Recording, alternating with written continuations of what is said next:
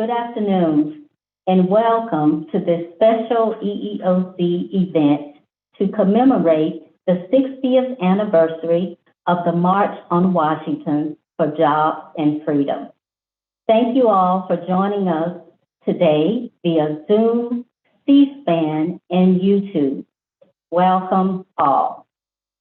This event is hosted by the EEOC Atlanta District Office and Charlotte District Office. I am Terry Dandy, the Outreach and Education Program Manager for the EEOC Atlanta District Office. Atlanta, considered home to many of our prominent and renowned civil rights leaders, like Dr. Martin Luther King Jr., Congressman John Lewis, Dr. Joseph E. Lowery, Dr. C.T. Vivian, Ralph David Abernathy, Hosea Williams, Donald Lee Hollowell, and our distinguished and special guest for today, who is a living legend, Ambassador Andrew Jackson Young, Jr. We are thrilled and honored to present a conversation with the EEOC Chair Charlotte Burrows and Ambassador Andrew Young about the historic March on Washington and its impact then and now. This is sure to be a fascinating conversation, one that reflects on our past, recognizes our progress, and reignites the promise. The March on Washington of 1963 was a watershed event for this country. It led to the passage of the landmark Civil Rights Act of 1964, the most sweeping and consequential law of our time, in my view. And the Civil Rights Act of 1964 created the U.S. Equal Employment Opportunity Commission, the EEOC for short. So 1 year after the passage of the Civil Rights Act of 1964, the EEOC opened its doors for business to combat employment discrimination and advance equal employment opportunity. And we don't just enforce the laws, but we also provide outreach and education to communities and organizations to ensure that workers know their employment rights and the role of the EEOC in protecting those rights. Additionally, we provide training and technical assistance to employers to help them comply with federal EEO laws and prevent workplace discrimination. This work is as relevant today as it was nearly 60 years ago.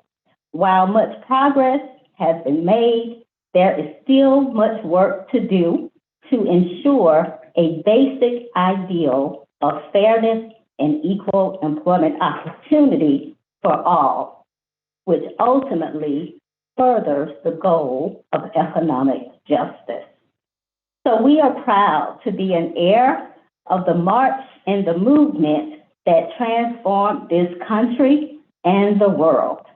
Before I turn it over to the esteemed district directors of the Atlanta District Office and Charlotte District Office, I'd like to thank all of those who have worked so hard behind the scenes to make this event possible. As I stated earlier, we are live on Zoom, YouTube, and C-SPAN. A special thanks to C-SPAN for covering this event today. For those needing closed captioning, more information will be provided in the chat box for you. Now with that, I'd like to turn it over to the District Director of the Atlanta District Office, Mr. Darrell E. Graham.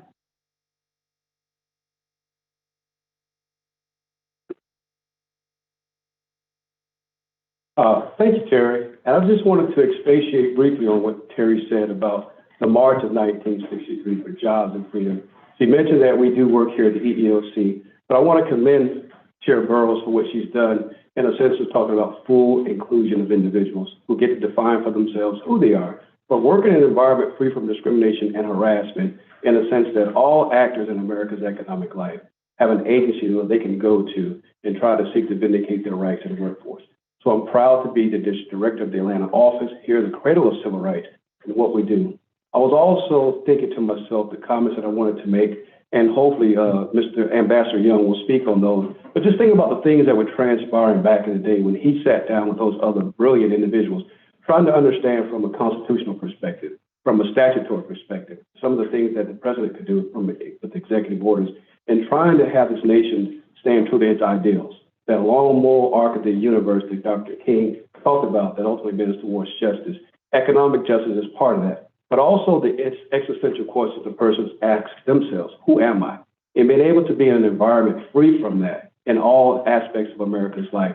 So again, I want to commend you, Ambassador Young, for everything that you've done to move this great nation forward, and also what you've done internationally in your human rights campaign.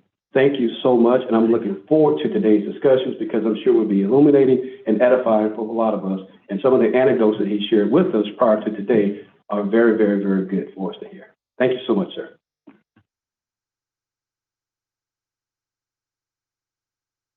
Good afternoon. I'm Betsy Rader, and I'm the EEOC Charlotte District Director. I'm so honored to be here today. I was 2 years old when the March on Washington took place. Many of you may not even have been born yet. But that means that I grew up with the bright promise that Dr. King described that day in such memorable words. And I really thought that I would see his dream achieved in my lifetime. I especially thought that in June of 2015, when the United States Supreme Court issued the Obergefell decision. That decision meant that my son could marry the man he loves. And I was so glad to be living at that moment in history, and I was so glad that my children were coming to their adulthood at that moment in history. I really thought that they were going to live in an era where we all saw equal opportunity become a reality for everyone. But that same month, an anti-Black mass shooting in Charleston occurred at the Emmanuel African Methodist Episcopal Church. And then in 2017, we saw the hateful rally, the white supremacist rally in Charlottesville, Virginia. In 2018, the anti-Semitic attack at Tree of Life Synagogue in Pittsburgh. We've seen Pulse nightclub, George Floyd, El Paso shootings, Buffalo shootings, Club Q, too much hate. And so, yes, the moral arc of the universe, I do believe it bends toward justice, but I don't think it's inevitable. It takes commitment, hard work, sacrifice, and incredible leadership. And that's why I'm so happy to be a member of the EEOC and its dedicated civil rights advocates at this moment in history. I'm beyond thrilled to hear today from the ambassador about his work and the inspiration I know he's going to give us today to carry on this hard work. And I'm honored to introduce the chair of the EEOC, Charlotte Burrows. Charlotte A. Burrows was designated by President Biden as chair of the EEOC on January 20, 2021. She was initially nominated to serve as a commissioner of the EEOC in 2014, and the U.S. Senate later unanimously confirmed her to a second term ending in 2023. On June 21, 2023, President Biden nominated Chair Burrows for a third term ending in 2028. We are so appreciative of her leadership, and she will be leading this incredible conversation today. Thank you. Thank you so much. I am truly, truly honored to be here today. And all of us are, to be joined by Ambassador Andrew Young, Jr. And born in New Orleans in 1932, Ambassador Young may be best known as a civil and human rights activist, as you've heard already, and a confidant of Martin Luther King, Jr. And after attending Howard University and seminar, he became active in the civil rights movement while a pastor in Southern Georgia, where he led voter registration drives in the 1950s. And after a few years in New York, I understand you returned to Georgia in 1961 to lead the Southern Christian Leadership Conference and the Citizenship Schools. At SCLC, you became executive director and worked closely with Dr. King to teach nonviolent organizing strategies and served as a key strategist and negotiator during campaigns that led to the passage of the Civil Rights Act of 1964, as you've just heard, as well as the Voting Rights Act of 1965. And while civil rights advocacy has always been a part of your life, your career encompasses so much more, including work as a pastor, teacher, author, politician, or elected official, congressman and mayor of Atlanta, and statesman as President Carter's ambassador to the United Nations. So those accomplishments are frankly too numerous to list here, but to give you a short sense of that vast experience, we actually have a video for you to watch just briefly. And I have to say, I am so honored again to be here with you today. So welcome.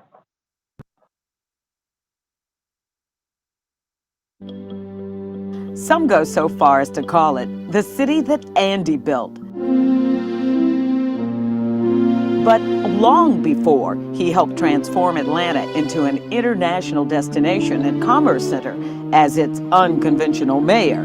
I, Andrew Young, do solemnly swear. Long before he was U.S. ambassador to the United Nations under President Jimmy Carter. Long before he was elected the state's first black congressman since Reconstruction. And even before he met Dr. Martin Luther King Jr. and set out to reweave the very fabric of this country through a campaign of nonviolent social change. Before all that, Andrew Young got his start in television. The CBS television network presents Look Up and Live. Our host is the Reverend Andrew J. Young, Associate Director of the Department of Youth Work, National Council of Churches. That, of course, was Dick Van Dyke, giving his pantomime impression of the subject of the drama you'll be seeing in a few moments, The Ugly One. It's about a boy, 15, 16, that age when boys seem to be all feet and legs and ears, nothing but extremities. Little did Andy know then he would soon, very soon, be on television for different reasons. On the front lines of the civil rights movement, he suffered a sustained beating, but he never dreamed of hitting back. This is a revolution that won't fire a shot. We won't break a window. We won't even curse anybody. We only come with the power of our souls and the presence of our bodies to love the hell out of the state of Alabama. Just a few short years later, that war was over, and Andy was on TV again, running for Congress and making this astounding prediction.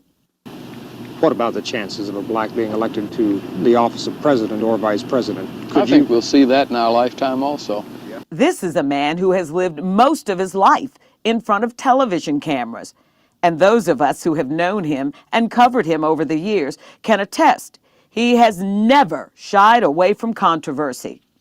Well, no former president ever had a United Nations representative or ambassador like you. We formed a wonderful partnership. You know, I had my own ideas about what we wanted to do.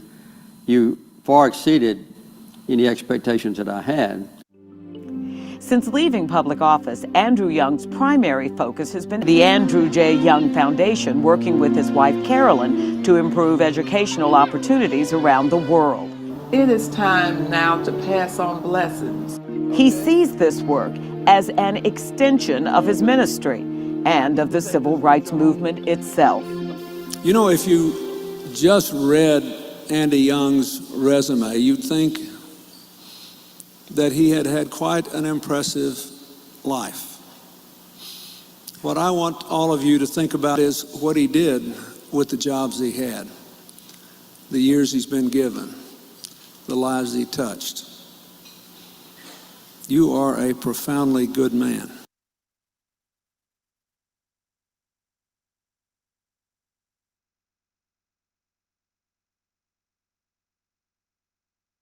for being here. And today we are invited you here today in part because we wanted to share with you the commemoration of the 60th anniversary of the March on Washington for Jobs and Freedom.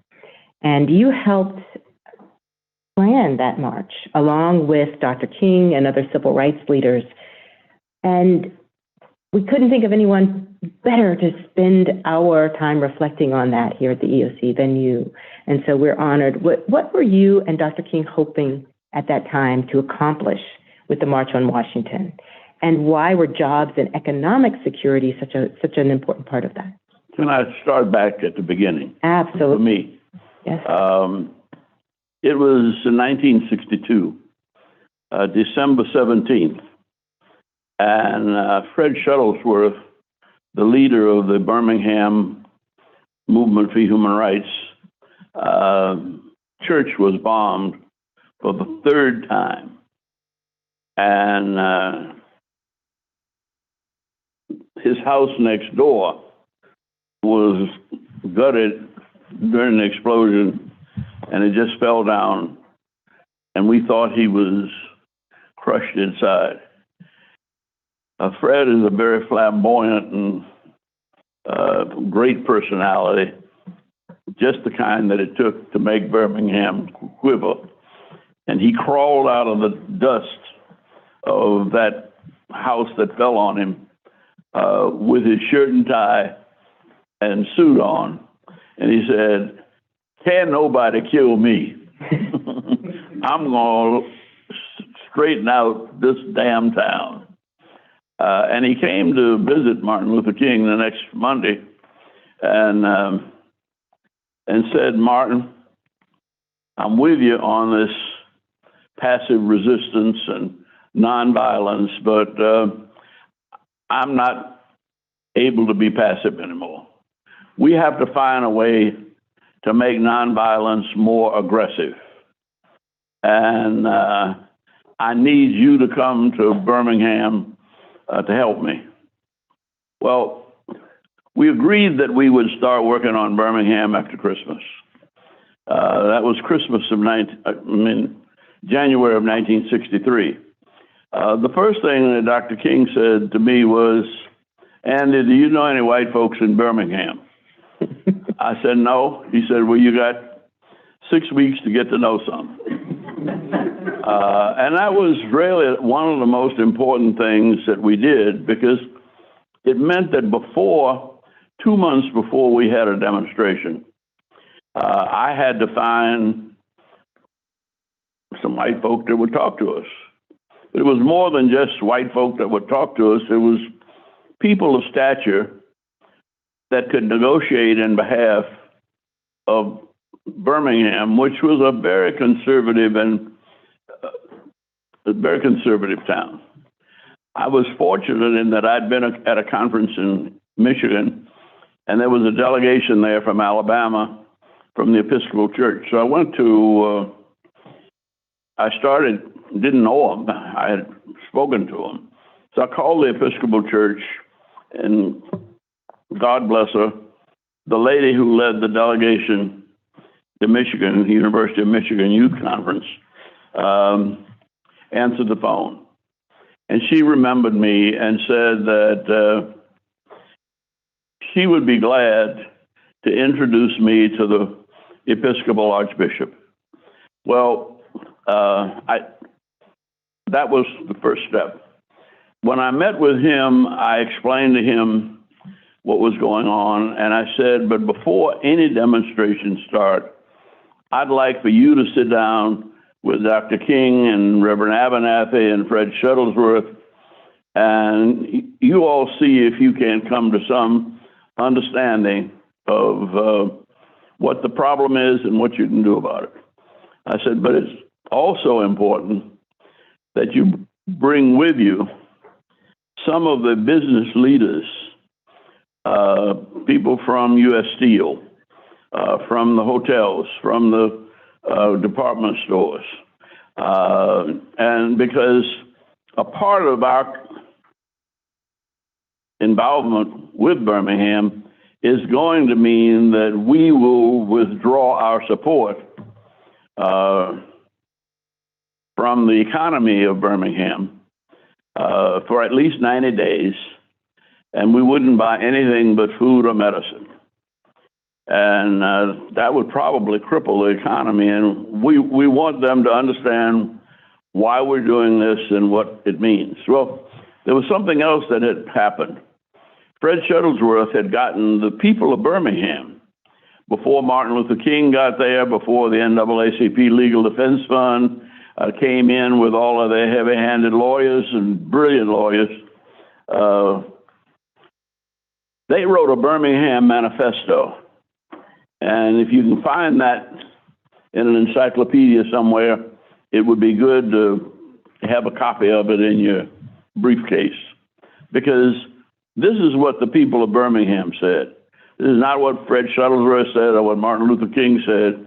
It came from the people of Birmingham.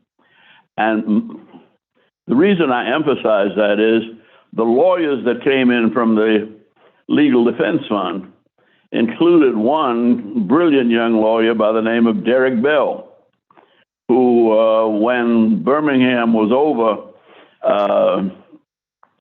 he went back and became a professor at Harvard.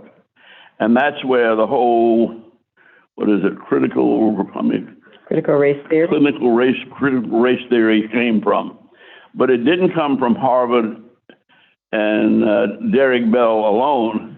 It was Derek Bell translating what the people of Birmingham, poor people, not particularly very well educated, but they had written this manifesto, and we had put an ad in the paper. There was another incident that even after meeting with the business leaders and the demonstration started, the very first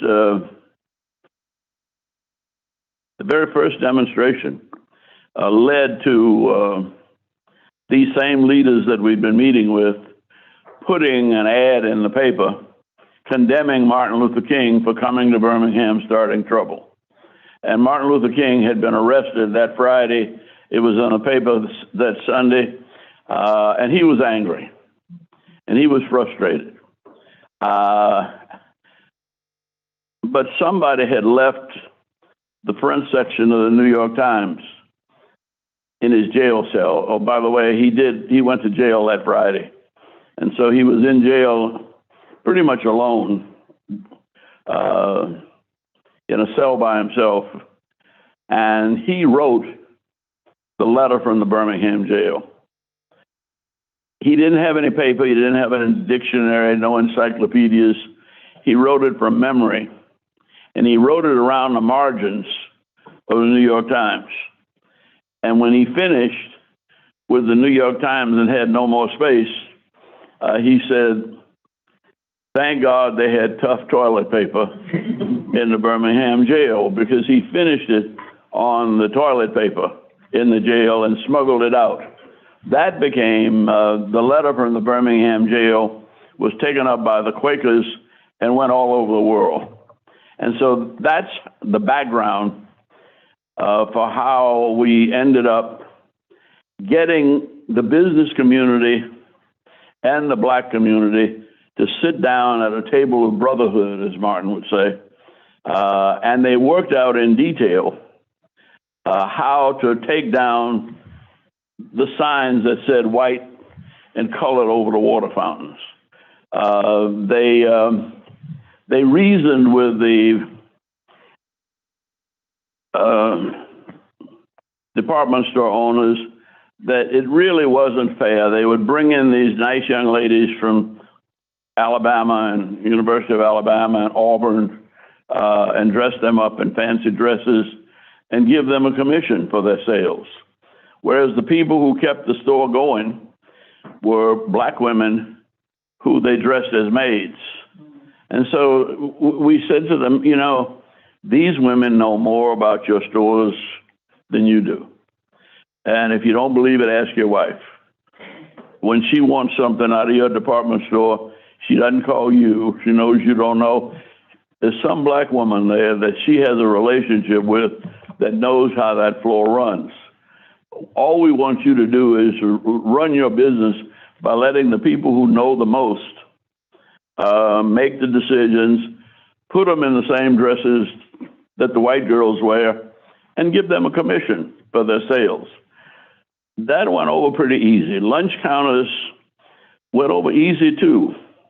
And I thought when I came in here that I had lunch with the son of the owner of Rich's department store shortly after I got here in the Magnolia Room, which was the segregated dining room that caused the demonstrations around Rich's. So this was the scene of one of the demonstrations going on about the same time Birmingham did.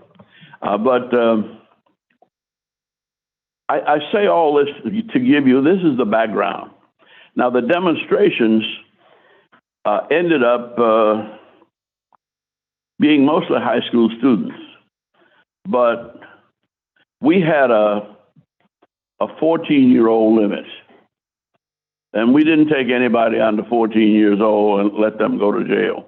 And if they were 14 to 16, they had to have a note from their parents. Of course, when all of the high schools decided to go to jail and demonstrate en masse one day in May, early May, the 5th of May, I think it was, there were so many of them, close to 5,000, that they had to put them in the football stadium where they play the Iron Bowl, Alabama and Auburn. That was the only place big enough in town to keep them. So that was the first mass march. It was why we had the demonstrations. And when everybody came out, they were what we call Freedom High.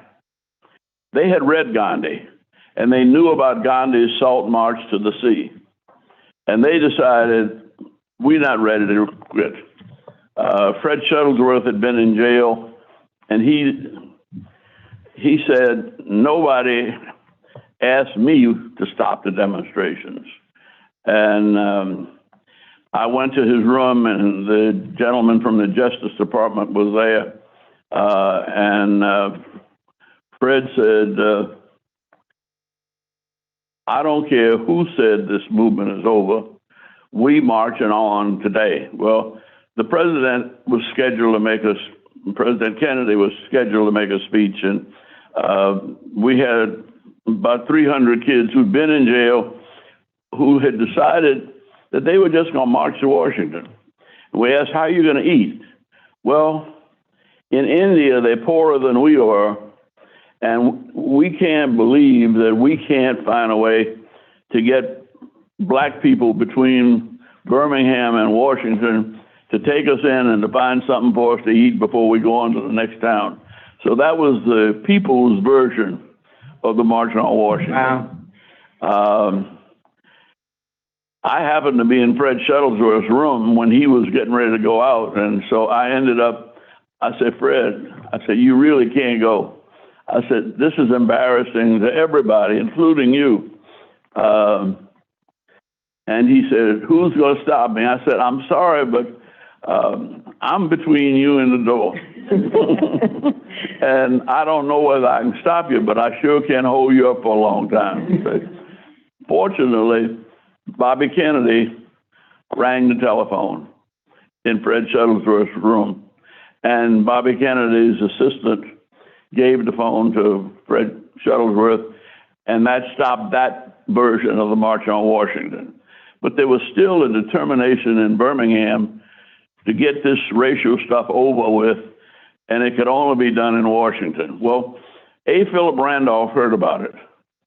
And A. Philip Randolph of the Brotherhood of Sleeping Car Porters and Bayard Rustin had talked about a march on Washington all the way back to the Roosevelt days.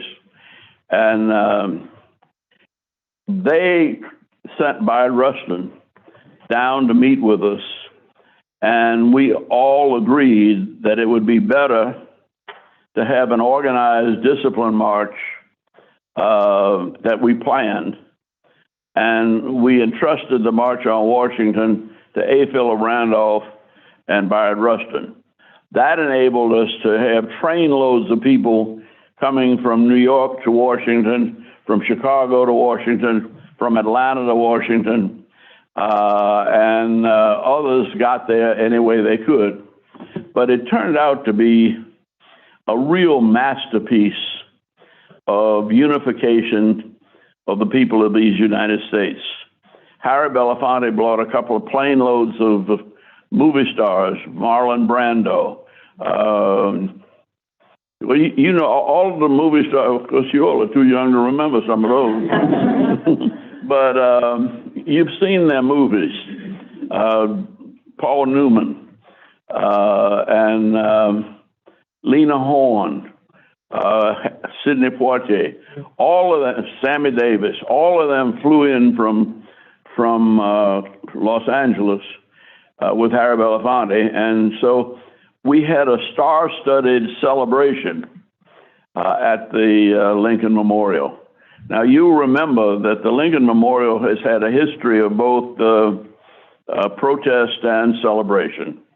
That's where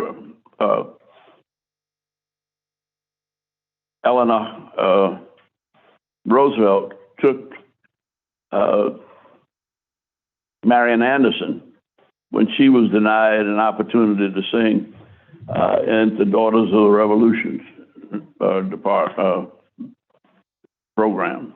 And so there'd been all of this. This was the biggest one yet.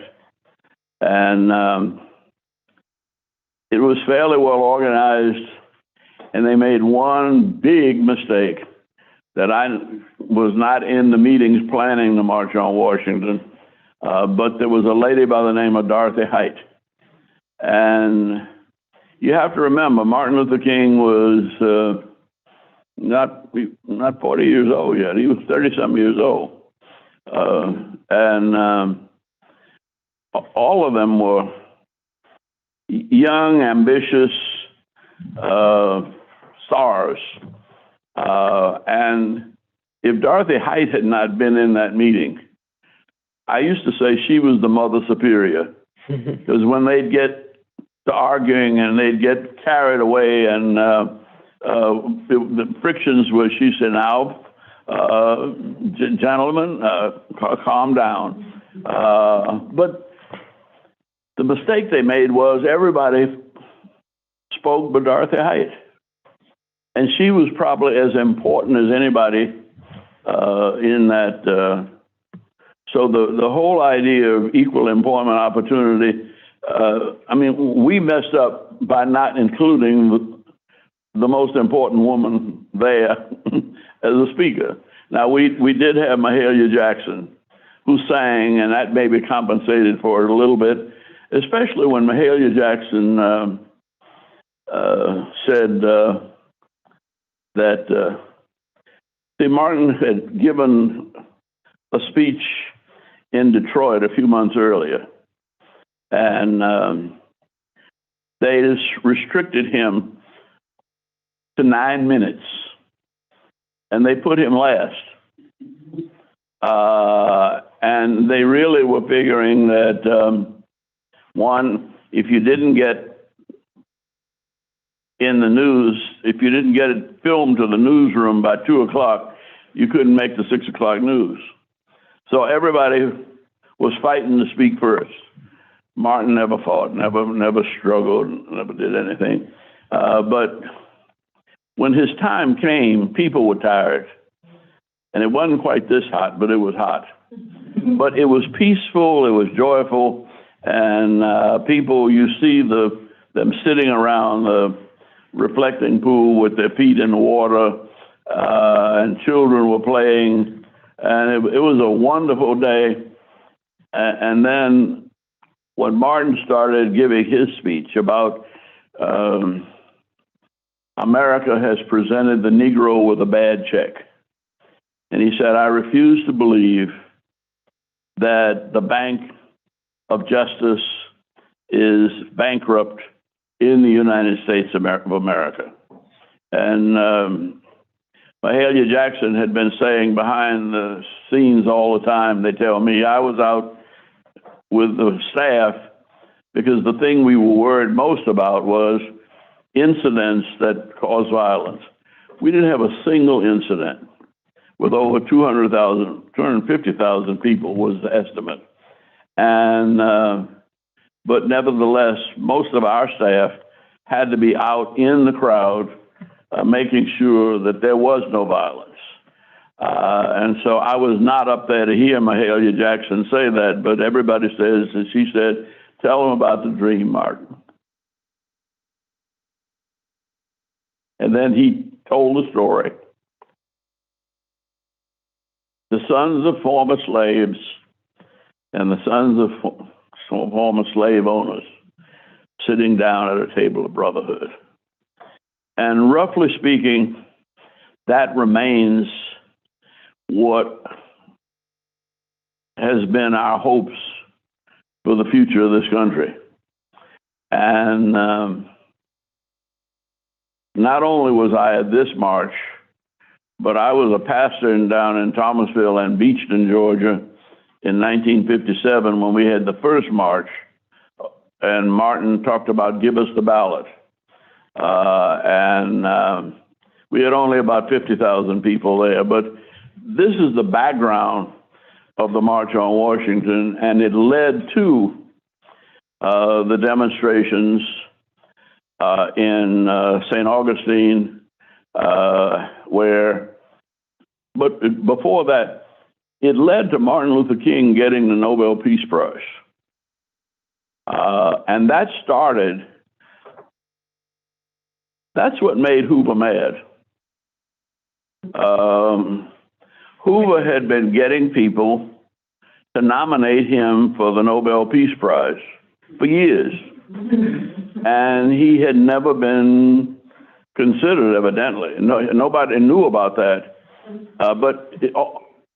Any senator from anywhere in the world can nominate somebody with the Nobel Committee. And he had been nominated year after year after year and never heard from him.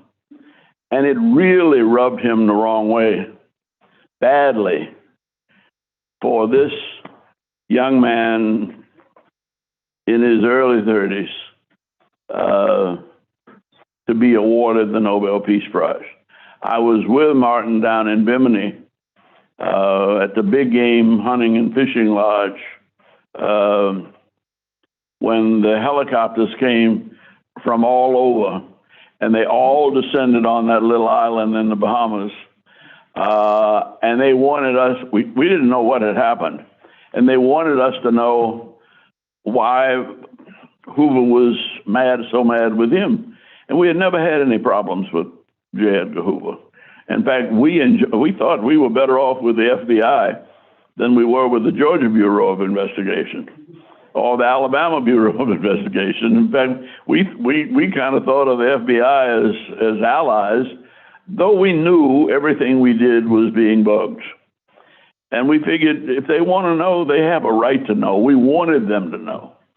And if they hadn't asked, we would have told them. In fact, one of the things about nonviolence is we announce before we do anything exactly what we're going to do, what time we're going to do it, how we're going to do it, and who they should call if they want more information.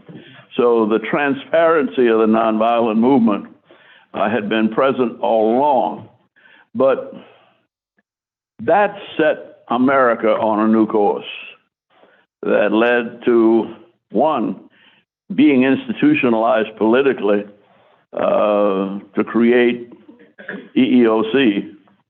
And we had also powers in the Justice Department that came about that gave us the right to protect the vote. Some of those have been changed, but I don't know what's going on now, but for me, it's not a dream anymore. It's reality that before Dr. King went to Memphis, we had a meeting in his hotel room after he spoke in New York with John Conyers from Detroit, Congressman. Dick Hatcher was Mayor of Gary, Harry Belafonte, Ralph Abernathy, and myself. And he was talking about the next phase of the civil rights movement was to move the energy and vitality of these demonstrations into politics. And so when he went on to Memphis, and we all tried to stop him from going, but he said, no, I promised the sanitation workers that I would come back and march with them. And but the last formal meeting we had before his death was talking about politics. That's why when, after his death, Harry Belafonte called me, and nobody wanted to run for anything. And he didn't ask me. He just turned around and called his wife and said, we have to put on a benefit. Ann is running for Congress. And I said, why me? I said, I'm an organizer. I don't know anything about that. And he said, well, nobody else wants to run. So I see the city of Atlanta. Now, I was elected in 1972, and I got elected in a pouring down rain. It rained from all night. I mean, one of these really rainy nights in Georgia that Gladys Knight sang about. But it rained all day the next day, and yet we had a 75% turnout of black voters. Wow. And we had even an increase in the turnout of white voters. And my opponent was really, my opponent and I became good friends.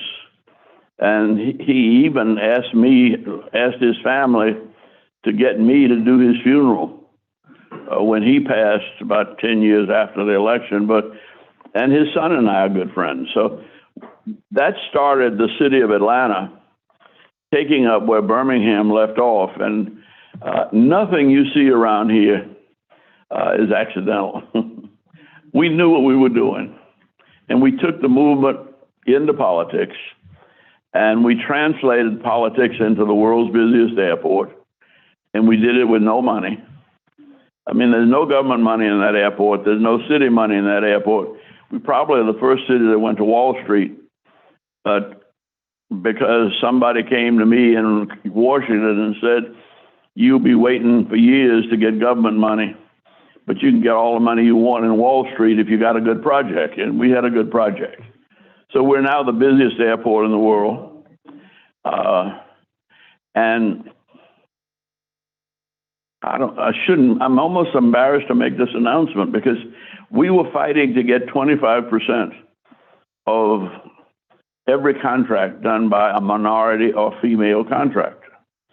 And until that happened with the airport, there had not been a single white woman that ever had a city contract, and very few blacks. And the airport, there was a young lady who was divorced and had 3 children. She was living in Techwood homes on welfare, but she had a degree from Georgia Tech. Wow. And she stepped up and bid on the contract to pave the parking lot. And she got the first $1 million plus. God only knows how much she got paid to pave the parking lots. But it included everybody in the economic growth and development, and that's led to inclusion in the political development. And that's amazing. Where we go from here, I don't know, but I went out to the airport. This is a few months ago, because they were the busiest and they just won the prize. And I wanted to just thank them.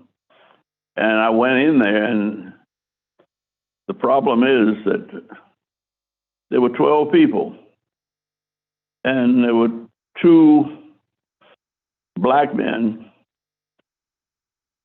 1 white man, and 1 white woman. And there were 7 black women. And I said, how did you all take over the airport? And they said, we have been here since the beginning, and when everybody else left for more important jobs, that's the other thing. He said, we were left, and that's the way this airport's running now. To close, and this is not the March on Washington, but it's what I want to say to you because of who you are, that the metropolitan area of Atlanta now is $478 billion economy. That makes Atlanta and the counties immediately surrounding it the same size as Norway. Wow. And we're bigger than most African nations. I see that when my grandchildren give me hell about things are no better now than they were when you were growing up, I want to slap black off them. And I tell them, I said, you don't know. I said, there were 60 bombings in Birmingham, 150 miles away. It never got in the Atlanta papers. We didn't know about Shuttlesworth's church until he came over to tell us himself.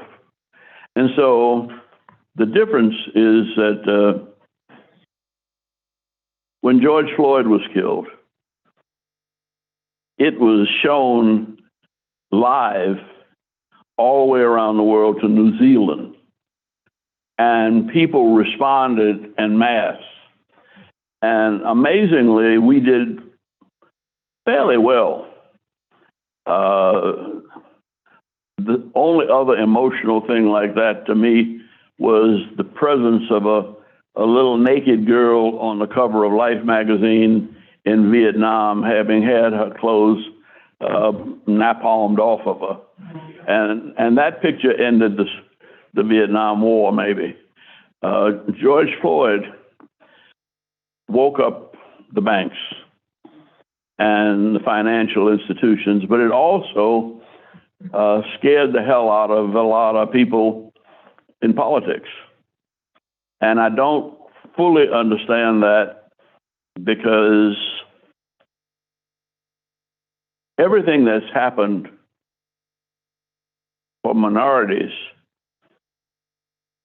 white people are still doing much better. More white people profited by my being mayor than black people. And there's no way it could have been any difference. And so we are looking for equal opportunity. But this equal pay for equal work and, numbers games. I mean, Dr. King used to say, there's lies, damn lies, and statistics. We look at the statistics and we still seem like we're way behind. But when I go to a restaurant in Atlanta, I have not been to an expensive restaurant with some of my rich friends that I can't afford. And it has not been filled at least half with black people. And so we're having the best of worlds, and we still have some of the worst worlds. Now, you can worry about tomorrow night. I celebrate tomorrow night. Good good attitude to have. Let me ask you this and take you back just for a minute as I sit with that, because I want to think, you mentioned earlier something about St. Augustine and the relationship to the march and having gone there. And I wanted to ask you if you could tell us a little bit about that, because we've got Birmingham, you've connected us to Washington. Talk to me about St. Augustine, Florida. The Civil Rights Bill was on the floor of the Senate, and the filibuster was going on. Yes, still the longest filibuster, I believe, in the history of the country. Yeah, and demonstrations were going on in St. Augustine that SCLC didn't start. They were started by a student from Howard who came back home and started demonstrations over the holidays, and they were still going on. Hank Thomas, who's he's probably he started the St. Augustine demonstrations. He had been a freedom rider. He was in the military and won a Purple Heart. And then he came back and became a millionaire and owned, I think, 4 Marriott's hotels between here and Florida. And I use him as an example of somebody who paid his dues and he collected with interest. That he has really made the system work for him. But Dr. King wanted to stop the movement, and the Klan wanted to keep it going. So he sent me down to try to stop people from marching. Well, when people get freedom high, they won't stop. And I went down there, and Jose Williams, said, when I walked in the church before I had a chance to say anything, he said, Dr. King sent Andrew Young down here to lead this march. Who's going to march with Andrew Young? I said, Jose, that's not what Dr. King said. He said, hush, man, these people want to march. So I thought that if I walked them down to the parking lot and they could see down the street and see a couple of hundred Klansmen on a Saturday night drunk and breaking bottles and just hooting and hollering, that they'd turn around. And so I led them, figuring once they saw the Klan, which I had seen when I was driving into St. Augustine, they would turn around. And when they prayed, I prayed. But then one sister started humming, "Be not dismayed, whatever betide, God will take care of you." I said, "Oh, Lord." In church on Sunday morning, but not Saturday night in St. Augustine. And I didn't want to push the Lord that hard, but when we got down there, I realized there's nothing but women and children. And so there was no way I could let them march the women and children into a Klan meeting. And so I left them on one side and I went over and figured I never had any trouble talking to folk, even under pressure. And I was doing pretty good till somebody came up behind me and hit me with something. And then they kicked me around a little while. But I got up and I wasn't hurting, and we went on down to the next corner. And this time, the city of St. Augustine had an interest in tourism. The sheriff had deputized the Ku Klux Klan, but one of the city policemen happened to be from New York, and he was about 6'6", and he came in his uniform, and he stood in between us and the Klan and said, "You all better let these people alone, because you're going to fool around here and kill somebody, and then you really will be in trouble." And so they let us go on through. Well, that didn't stop them from beating up folk during the day and everything else. And that Saturday, the next Saturday, they decided that since there'd been no violence returned by black folk, they were going to march in the black community. And so they marched down the middle of Lincolnville in their Klan uniforms, and we knew they had their guns underneath. And but the people started singing, "I love everybody. I love everybody in my heart. I feel the love of Jesus. I feel the love of Jesus in my heart. And you can't make me doubt him because I know too much about him." And the contrast between the violence and drunkenness of the Klan, which was bad, and almost saintly spirit of forgiveness of these black women and children, And my anger and frustration was with the black men, because they very seldom would get in our marches with us. And they'd say they can't be nonviolent. See? And I'd say, you know, when's the last time you slapped a white man for messing with your mama? and you know, and it's not, they were not, they didn't participate fully in our movement. But I was afraid that coming down into that community, they might try to start something. But the tone was set, and that went straight to Washington, just like the March on Washington did. And so the Senate ended the filibuster. It was July 4th. They came back after July 4th, and the first vote, they passed the 64th Civil Rights Act and ended the filibuster. So that's the period of 63 and 64 that I think turned the corner around, turned us around the corner. Yeah, wow. When you were in Atlanta and sort of, you know, actually back at the march on that day, you talk about it, and actually the story you told of the Birmingham jail letter, the person who got those scraps of paper and typed them for Dr. King, Willie King, at the time Willie Mackey. Did you know her? Well, I got a chance to meet her. That's right. She was Clarence Thomas' secretary. She was an EEOC employee when he was here at the EEOC. And I guess the last thing I would ask you is, from that moment, she later told me that she was typing the Birmingham jail letter. I can remember her. But she was a little girl from Vidalia, Georgia. Yes, she was. That's right. Where the onions come from. Yes.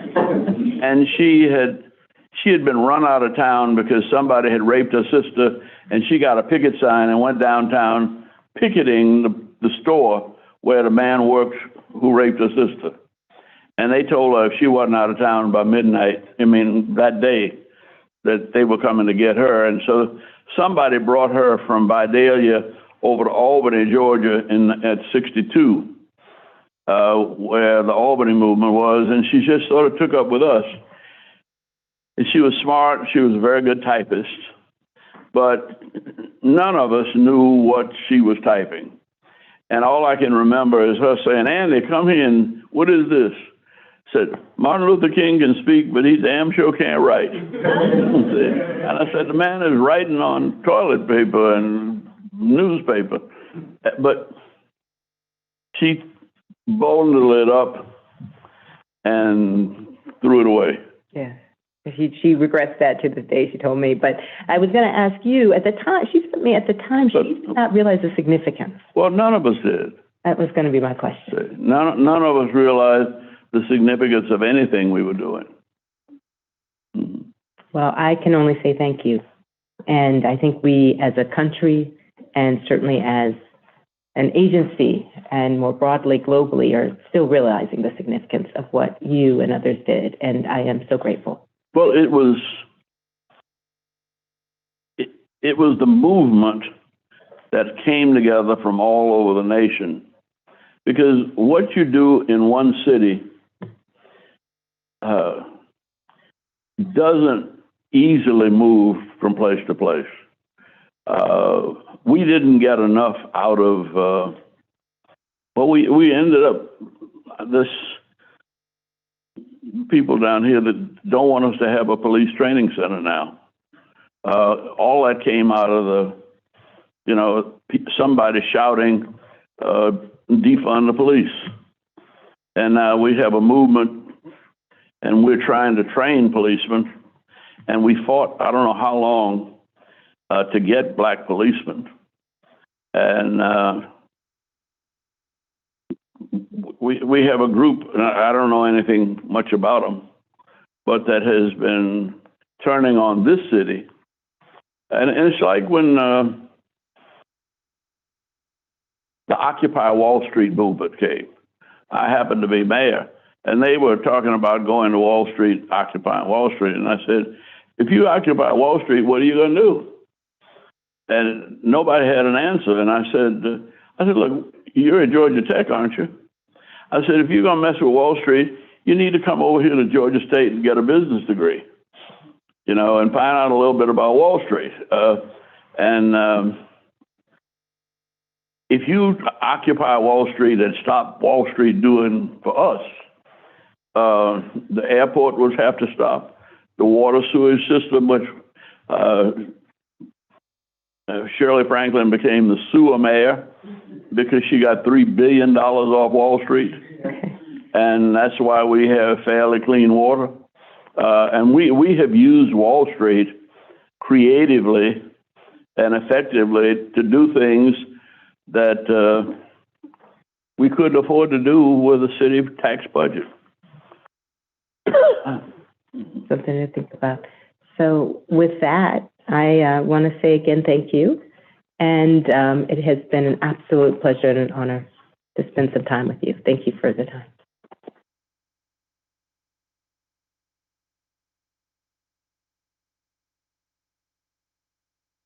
I'm Allison Smith-Lynn, Deputy Director of EEOC's Atlanta District Office. And on behalf of both the Atlanta District Office and the Charlotte District Office, we want to say thank you. First, to Chair Burrows for, of course, being a fearless leader, but also for this very fascinating conversation. It was both rich and very informative. And so we thank you for leading the conversation today. And then, of course, to you, Ambassador Young, thank you for really being one of the true patriarchs of the civil rights movement. I mean, I'm old and proud. But your efforts have really been a change agent, not just for the country, but for the entire world. So thank you for that. Thank you, ma'am. And on behalf of the agency, we would like to give you a token of appreciation. It's a very small way to say a big thank you. Thank you. But I'll read it, and then I'll give it to you. It says, with our utmost appreciation presented to Ambassador Andrew Young for your lifelong commitment to human and civil rights and for serving as our special guest in commemoration of the 60th anniversary of the March on Washington, which is the watershed event that led to the passage of the landmark Civil Rights Act of 1964 and the creation of the EEOC. Grateful public servants of the EEOC, today's date, Atlanta, Georgia. So I'm going to give this to you. Thank you, ma'am. Thank you.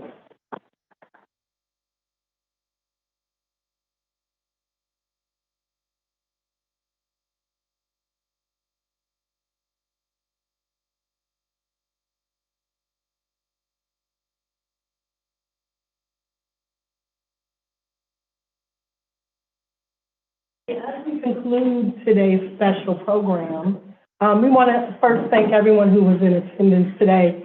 We hope you have a renewed commitment and courage to advance civil rights protections, but also we'd like to leave you with an image that provides additional information about Ambassador Young and the March on Washington itself.